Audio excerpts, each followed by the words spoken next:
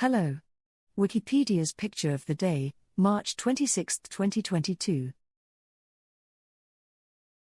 Today's video is about Palace of Fine Arts. The Palace of Fine Arts is a monumental structure in the Marina district of San Francisco, California.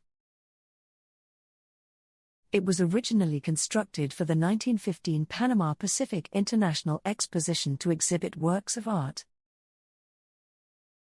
Completely rebuilt from 1964 to 1974, it is the only structure from the exposition that survives on site.